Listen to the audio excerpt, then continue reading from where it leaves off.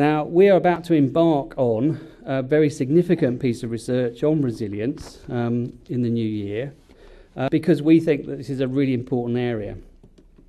And again, this is a diagram that colleagues at Robertson Cooper, with whom we're going to be doing this research, are using, which I think is also extremely helpful, because the top angle of the triangle and the right-hand one are the areas where we know quite a lot. We know about psychological well-being in the workplace. We know about employee engagement. I think our argument is that if you're going to have a complete picture of people's well-being, we need something which is, if you like, on the other side of the stress part of well-being, and something which is more positive around the resilience side. And this is something that we think has been underemphasised and is often missing in the way that organisations talk about the health, performance and productivity of their workforce.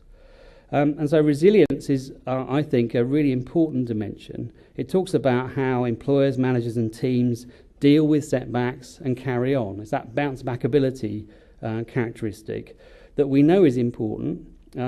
We know we'd like to bottle it and make sure that more people had it, but it's still a relatively elusive concept. We certainly know too little about resilience and how it can benefit organisations, and our research is really going to try and get under the skin of this and develop a compelling evidence base.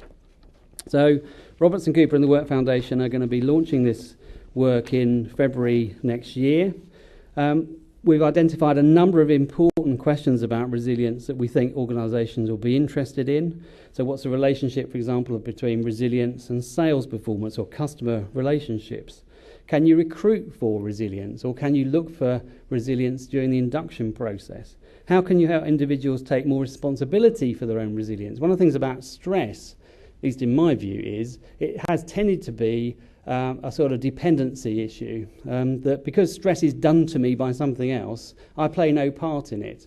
And I think resilience offers the opportunity to put the individual much more at the centre, to empower them to have some influence over their physical and psychological well-being.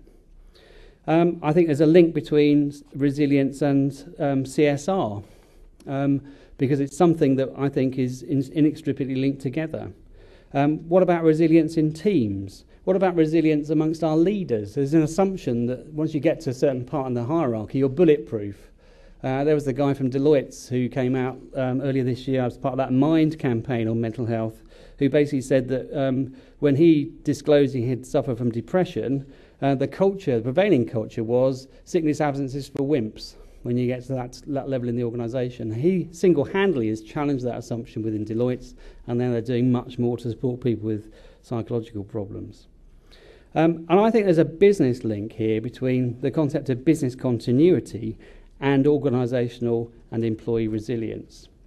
You know, during the Olympics next year, we don't want the London Underground to fall down. We don't want parts of our infrastructure not to work. Business continuity is a big strategic challenge for many organisations in this room. Part of the answer to that is to think about how resilient your workforce is. It's all very well having resilient IT systems, but if your human capital assets, if we call them that, are falling down because they're not able to cope, then I think you've got a problem. So watch out for this piece of work. We're still interested in people joining us to engage in this piece of work as well. So if you'd like to know more, come and talk to either someone from the Work Foundation or from Robertson Cooper. There are plenty of us here today. We're hoping that this piece of work will get new data, new insights and some case material that will inform practice. Because we think that it's not enough just to say keep calm and carry on. Resilience is a business issue that we all have to confront. Thank you.